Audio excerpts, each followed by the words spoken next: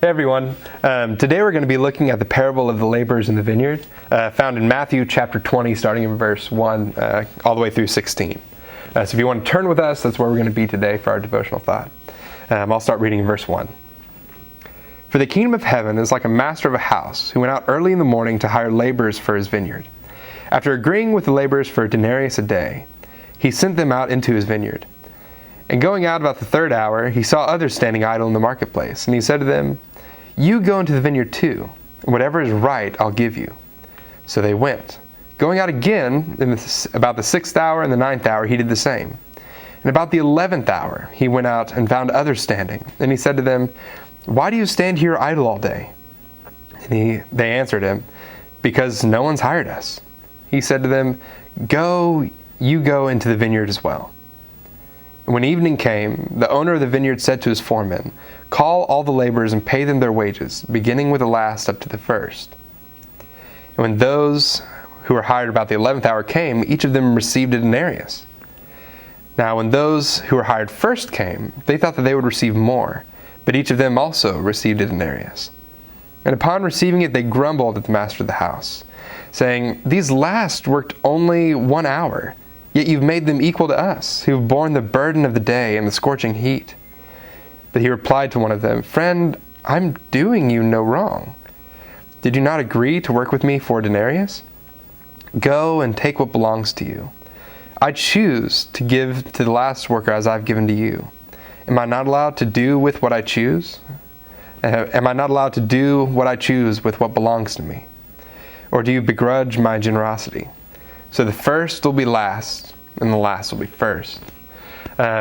Here immediately, what Jesus is addressing is this inclusion of others.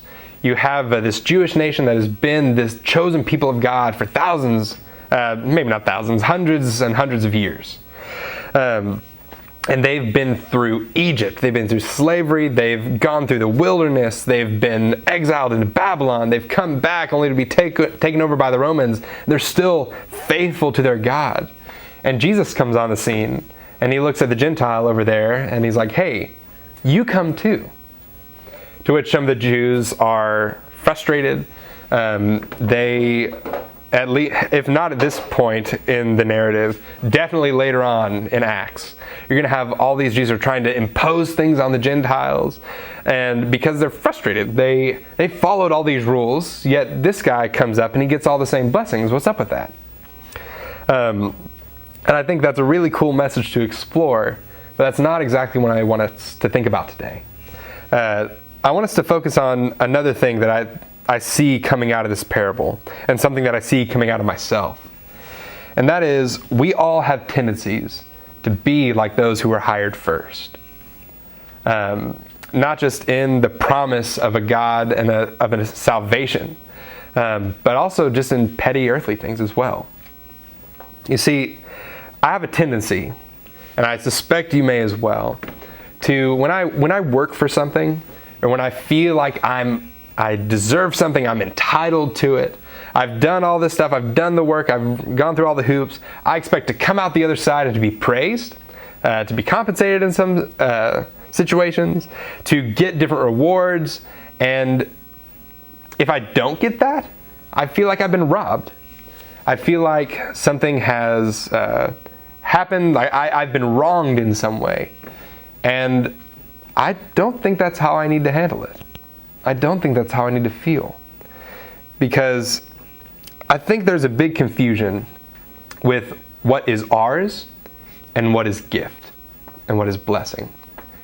And in our heads we may have all these jumbled up together, but what happens is when you do that and you have something that you're not necessarily entitled to taken away, you might get upset.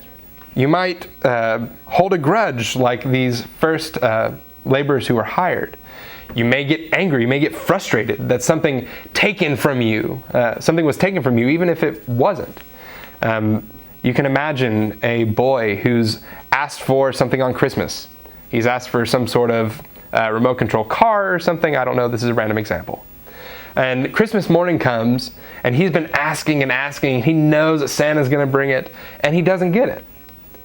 And some of you have probably seen this act out in Christmas celebration at your home or in your family. The person or child who doesn't get what they expected gets irate. They get frustrated, they get angry, they get red in the face. How dare you rob me of this toy? When in reality, it wasn't theirs in the first place. They had never had it, but they felt for some reason that they were entitled to it. There are a lot of things in our lives that I feel like we start stepping into that zone with. And in times like this, with all of the corona outbreak, we're having a lot of things taken from us. And a lot of things that we would expect to be able to do that we're not allowed to do anymore, we can't do anymore, we've been advised to not do. There are places we want to go, there are people we want to see, there are events that we want to do and have, and we've seemingly been robbed of them. And in some cases, yes, you should be disappointed. You've been expecting something, you've had a certain way of life, and yes, disappointment is warranted. But I don't think anger is. Though in my life, that's been how I handle it. If there's something that I feel like I deserve and I feel like is coming my way and I don't get it, yes, anger is how I respond. And I don't think that's right. One of my favorite examples of this in the Bible, other than this parable here, is at the end of the book of Jonah. Jonah is a horrible prophet. Go read it. Go read the book of Jonah. It's very, very short. You'll get the point. He's a screw-up, but God uses him anyway, even if his efforts are minimal at best. And at the end of this book, he's overlooking the city that he was supposed to be trying to save. And the sun is scorching on him, and he's waiting because he knows, okay, God is going to nuke my enemies. He's going to hit them with some sort of pillar of fire. It's going to be insane, epic, and I want to be there to see it. And what happens is, one, he doesn't get what he thought was coming. But another thing is, in this moment of anger, God still extends to him mercy. You see, the sun was hot and it was beating down on him, so he provided a plant to grow up over him to shade him. And a little later on, God also has a worm come in and kills the plant and it falls away. And Jonah, he throws a temper tantrum. He screams at God and he's like, "Why? I just wish you would kill me. Why would you do this? Why would you take the plant?" And God says, "Are you really angry about the plant? Something that was just given to you?" And he says, "Yes, I'm angry enough to die." At which point you see him in a little diaper or something, and he's just banging his fists on the ground. And I feel like at times we look at Jonah and we're like, man, that guy's an idiot. But as many things in the book of Jonah, the point is to turn it back on you. And say, man, that guy's acting like an idiot. And then you think for a couple seconds and you realize, okay, I've done that too. So there are times when we have things taken. We have things that are blessings and maybe were never even rightfully ours, that are taken away. And anger clearly isn't the right way to act. We shouldn't be upset. But what we should do is when we get those blessings back, when we are given things, when all of this, all these bans are lifted and we're able to be together once again and go do the things that we want to do, is to not take those for granted. The point of this isn't just, hey, don't be disappointed and don't be upset because you're having to stay at home and you're not being able to be around those who you love. I want you to hear, be thankful for what you have.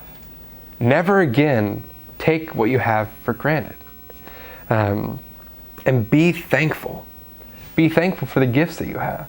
Because we've been given a whole lot of things that we have no right to. The greatest of which is our salvation, right? Which of us, by our own merit, is getting into heaven? And the answer is none. It's only a free gift given to us graciously, not at any cost of ourselves, but the cost of Jesus, right? He paid the price, so we don't have to. I want to encourage you. Take stock of what you have. Think of the thing that we talked about, the things that we're entitled to and things that we've earned, things that are just purely blessing and we really have no right to. And how a lot of times they get jumbled up. I want you to take some time today and let's separate those out. See in your life what you really, in some cases, have earned. right? God created us to be workers and to get results from that work, right? But let's separate those from things that are pure blessing. I'm telling you, when you do this, you're going to see that this blessing pile outweighs things that you've earned so much. If we had a little scale, you'd put what you've earned on it on one side, then you'd have this heap of blessing and you'd drop it in the little thing that you earned. The scale would tip and it would go flying off into the horizon, right? So I want you to think about that today. Realize what you have and what is gift. We serve a very generous and loving God who gives things to us like opportunities and people to be around that we don't deserve. But we should be thankful. We should be thankful for these gifts and not begrudging when we don't get what we feel like is coming to us. Because ultimately we have so many things. And those little things that we feel like we deserve, we don't need those. What we do need, we have. God tells us this multiple times. Jesus assures us of this multiple times, not to worry, because it's going to be taken care of. So I want to leave you with that thought today. What has God blessed you with? And after all this is over, how are you not going to take that for granted again? We love you. We look forward to seeing you again. And until next time, be safe.